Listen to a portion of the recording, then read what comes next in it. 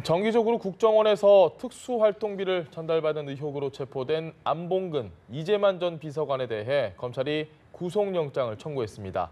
안봉근 전 비서관이 별도로 쌈짓돈을 챙긴 정황도 포착됐습니다. 이와는 별도로 당시 청와대가 지난해 4월 총선을 앞두고 비공식 여론조사를 했는데 여기에 필요한 5억 원도 국정원에서 가져다 쓴 정황이 포착됐습니다.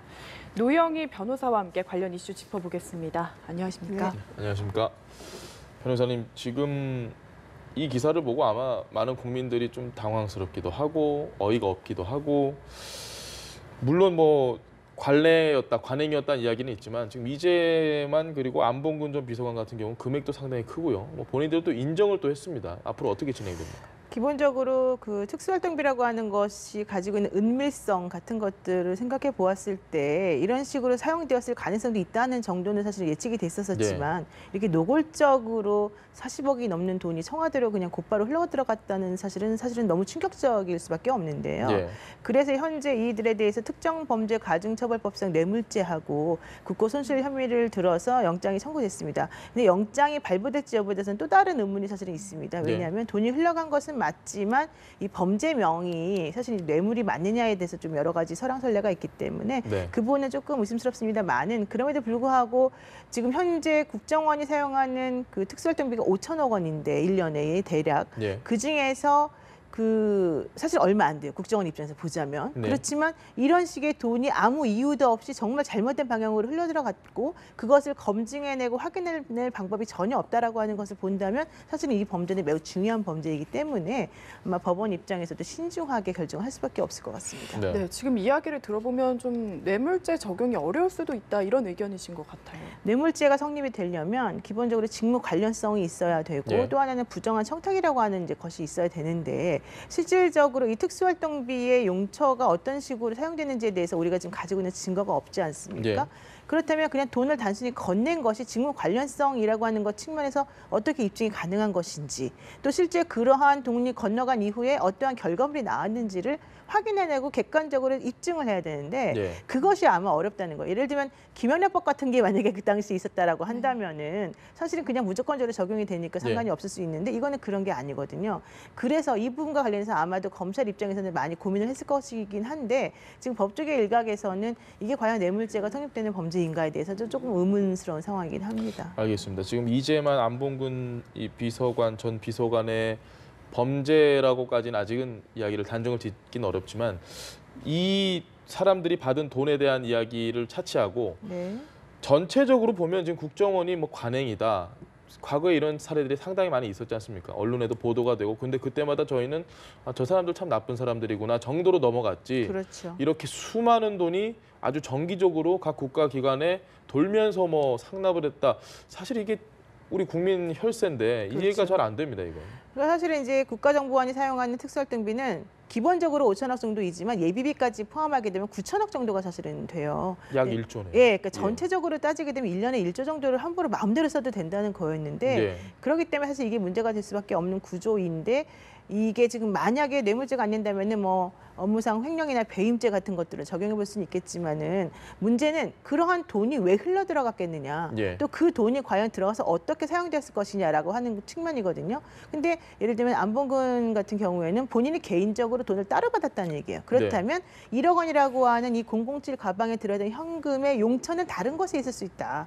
즉 전달되는 돈이었을 수 있다. 그래서 본인의 수고비로 뭐 개인적으로 따로 돈을 취한 것이다. 이런 얘기가 가능하기 때문에 그렇다면 그 돈이 최종 목적지는 어느 쪽이었을 것인가에 대한 의문이 사실 생길 수밖에 없는 것이고 그러다 보면은 청와대는 정말 국정원으로부터만 돈을 받았을까? 혹은 국정원만 청와대에 돈을 보냈을까? 이 청와대에 돈을 보낸 것은 과연 무슨 목적이었을까? 그냥 단순히 통행세였을까? 아니면 그 부처에 해당하는 예산이라던가 부처와 관련 여러 가지 편의를 돌봐주는 대가를 준 것일까? 뭐 이런 여러 가지 것들이 사실은 지금 파헤쳐져야 되는 그런 상황이 되어 있습니다. 지금 딱 말씀하신 그 부분이 상당히 그 의구심이 드는 게 과연 국정원이 지금 드러난 건 일단 청와대인데 청와대만 준 것도 아닐 뿐더러 뭐 이게 불법적으로 상의됐을 수도 있고 정치 자금으로 쓰였을 수도 있고 그러면 모든 그 우리나라에 있는 사정기관, 권력기관 모든 곳에 다 돈이 뿌려졌다면 처음부터 특수활동비를 이런 식으로 사용을 하기 위해서 국정원에 배당을 하고 배당이 아니라 국정원에 집행을 할 수 있도록 예산을 책정을 하고 그 돈을 쓰려고 했다면 이 구조 자체가 문제가 있는 거 아닌가요? 그렇죠. 전체적으로 봤을 땐 그런 식이라고 한다면 전체적인 대국민 사기극이 될 수밖에 없는 상황이 돼버리는 거죠. 예. 근데 이제 아직 거기까지 나아가는 것은 조금 무리인 것 같고 일단은 예전 정권에서도 이런 일이 관행적으로 있었다라고 하는 얘기를 조금 생각을 해본다면 예를 들면 이런 게 있습니다. 과거 노무현 정부 때에 국정원으로부터 이런 식의 소소한 돈을 상납받는다는 보고를 노무현 전 대통령이 확인을 하고는 예. 불가치화를 해서 즉시 중단시켰다는 얘기가 있습니다. 그래서 그때로부터는 그런 게 하나도 없었다라고 하는 얘기가 있었는데 이게 갑자기 이제 박근혜 정부 때부터 나타났다라는 거예요. 그렇다면 예. 이명박 정부 때는 없었겠느냐? 왜냐하면 정권이 바뀌었기 때문에 국정원이나 청와대에서는 서로 간에 이전 정부하고는 다른 식의 태도를 취할 수 있었을 것이기 때문에 그래서 사실은 박근혜 정부 때만 이게 있었을 것이지 아닐 것이다라는 또 얘기가 한 곳에서 나오고 있어요. 근데 예. 문제는 검찰에서 얘기했듯이 이전 정부에서 받았다고 해서 그것이 불법이 아닌 것이 아니고 예. 현 정부에서 받았다는 것만 가지고 또 문제 삼을 수 있는 것도 아니기 때문에 그 부분은 명확히 밝혀야 된다라고 하는 부분이고요. 특히 중요한 게 이제 그 뭐 안봉근 이재만 이 두 사람은 문고리 3인방이라고 불리는 그 인사와 관련된 모든 종류의 권력을 본인이 움켜쥐고서 사실은 중간에서 문지기 역할을 했던 사람들이기 예. 때문에 이 사람들이 혹시 박근혜 전 대통령과 가는 길목에서 이러한 돈들을 상납받으면서 무언가 사적인 이익을 위해서 한 게 아닐까? 혹은 박근혜 전 대통령에게 이 돈을 전달함으로 인해서 박근혜 전 대통령이 사익을 추구할 수 있도록 도와주었던 것은 아닐까? 이제 이런 생각을 지금 하기 때문에 사실은 문제가 더 커지는 것이라고 볼 수밖에 없습니다. 네. 네. 알겠습니다. 어쨌든 일단은 밝혀야 할 내용이 이 돈이 어디에 쓰였나 그렇죠. 이 부분이 예. 아닐까 싶은데요. 지금 검찰이 좀 주목하고 있는 부분이 이 문고리 3인방이 2014년도에 나란히 강남 아파트를 한 채씩 샀다고 하더라고요. 강남 아파트가 사실은 비싼데 2014년 3월에 보고된 그 공직자 재산 관리 상황을 보게 되면은 예. 뭐 예를 들면은 안봉근 씨 같은 경우는 삼성동의 아파트 7억짜리 상당을 구입을 하고 이재만 같은 경우는 잠원동에 있는 한신 아파트를 구입을 했거든요. 또 정호성 같은 경우도 삼성동에는 9억 상당의 아파트를 구입을 했는데 과연 이 돈들이 어디서 나타났을까? 예. 왜냐하면은 이분들이 청와대에 입성하기 전까지는 사실은 벌 수 있는 돈이 한정돼 있었단 말이에요. 아무리 박근혜 전 대통령이 국회의원 시절에 옆에서 도왔다 하더라도 예. 그렇기 때문에 이 사람들이 갑작스럽게 이렇게 큰 돈을 마련해서 아파트를 구입한 것은 여기저기에서 이 사람들이 거두어 놓은 돈 때문이 아닐까라는 지금 의구심이 드는 거고 당연히 그래서 그 아파트와 관련된 여러 가지 재산 증식이 어떤 식으로 이루어졌는지를 확인해야 될 필요성이 지금 있는 것입니다. 네. 그 원래는 뭐 관행이라고 국정원에서 청와대에 돈을 어느 네, 정도 네. 상납이라는 표현도 아직까지 쓰기 좀 이르다고 그렇죠. 생각을 하는데 네, 네. 만약에 이게 뭐 별 문제가 없이 쓴다. 그래서 본인들이 지금 인정을 했다는 거 아닙니까? 검찰 조사에서. 그런데 그렇죠. 국정농단 사태가 터지고 나서는 이제 우리한테 돈 그만 달라. 돈 주지 마. 중단 요구를 했다는 건 어느 정도 뭔가 캥기는 게 있다라고 생각이 되는데 어떻게 보십니까? 그러니까 만약에 이분들이 그냥 이게 관례적으로 사용되는 돈이었고 불가피하게 필요한 돈이었다라고 한다면은 사실 중단할 필요가 없는 거예요, 전혀. 근데 네. 2016년 7월 18일인가요?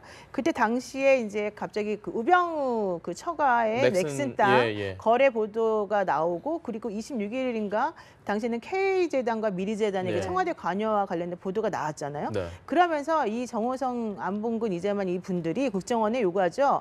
당분간은 돈을 보내지 말아라. 당분간. 예, 여기서 말하는 건 당분간이라고 하는 거죠. 왜냐하면 앞으로 언제든지 재개될 가능성이 있지만 지금은 위험하고 시끄럽고 덜미를 잡힐 수 있으니까 일단은 중단하자. 잠잠해질 때까지. 이런 얘기로 예. 우리가 볼 수 있기 때문에 그렇다면 이거는 상호간에 이러한 돈이 오고 가는 것 자체가 불법이라는 걸 알고 있었었고 예. 다만 그 전에는 걸리지 않을 것이라고 하는 생각 때문에 그걸 그냥 편하게 받았다가 혹시 문제가 생길 수 있다라고 하는 걸 감지하고 일단은 중지한 것이 아니냐 이렇게 생각해 볼 수밖에 없는 거 아니겠습니까? 네. 만약 그 말씀이 맞다고 한다면 뭐 이건 어디까지나 예측이지만 그 정도의 힘이 있었던 사람들이 이 문제가 불거지고 이 돈의 출처가 밝혀지길 꺼렸다면 이게 밝혀지지 않기 위한 노력도 엄청나게 했을 거라는 예상도 가능합니다. 그렇죠. 사실은 정보 같은 것들이 엄청나게 없어졌을 가능성이 중간에 많이 있는 건데요. 네. 사실 이제 우리가 생각해봐야 될 거는 국정원법입니다. 국정원법 2조에 보면은 국정원이라고 하는 것은 대통령 직속기구로 되어 있고요. 대통령으로부터 모든 그 감시와 보고가 이런 것들을 다 관할을 받게 돼 있어요. 예. 그렇다면 국정원장이 돈을 청와대에 보냈다라고 하는 것을 대통령이 과연 몰랐겠느냐? 대통령의 허락 없이 그런 것이 과연 가능했겠느냐 이제 이런 의문을 할 수밖에 없거든요. 예. 그러니까 그런 식이라고 한다면 최순실을 정점으로 해서 지금 벌어지고 있는 일련의 국정농단 사태에서 그러한 돈들이 누구의 제가하에 전달되고 흘러가서 사용되었겠느냐라고 하는 것을 우리가 지금 생각해 볼 수밖에 없는 것이고 예. 그래서 지금 현재 그 검찰에서 이 사건을 단순히 그냥 돈을 탕납한 혹은 돈을 전달한 이것만으로 보지 않고 새롭게 박근혜 전 대통령에 대한 혐의 사실을 추가할 수도 있는 그런 뇌물 사건으로 지금 보고자 하는 이유가 바로 여기 있는 겁니다. 네. 네. 지금 정황을 보면 사실 저희가 모두 공감하는 대로 합리적인 의심이 가능한 상황인데요. 그렇죠. 네. 문제는 이걸 좀 증명해내기가 쉬울까 하는 생각이 들거든요. 그러니까 특수활동비라고 하는 게 바로 깜깜이 예산이라고 하는 예. 그 이유 때문인데 원래 특수활동비도 원칙적으로는 그 사용처를 밝히도록 되어 있습니다. 예. 그런데 이제 그 감사 그 지침 규정에는 그럼에도 불구하고 이제 문제가 생길 가능성이 있다. 만약에 공개했을 경우에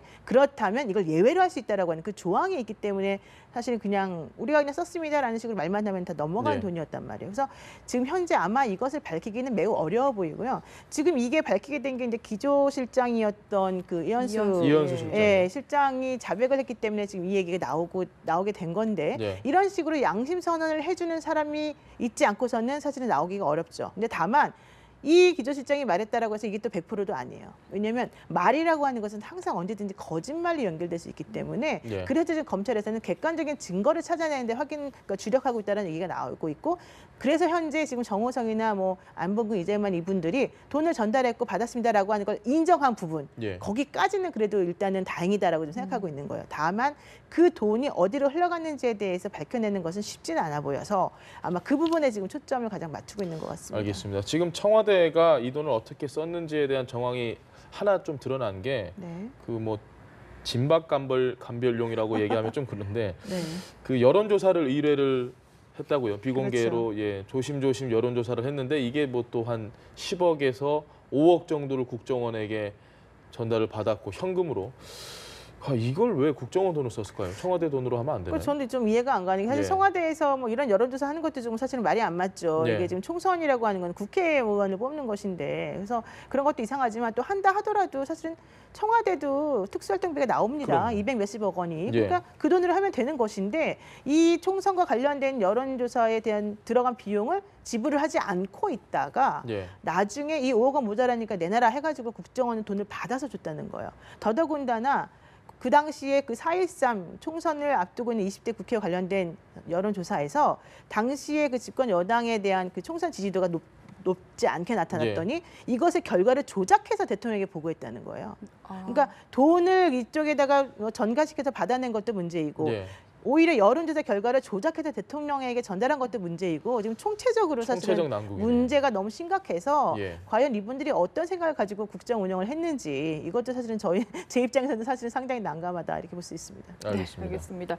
오늘 사회 이슈 여기까지 짚어보겠습니다. 지금까지 노영희 변호사와 함께했습니다. 감사합니다. 고맙습니다. 고맙습니다.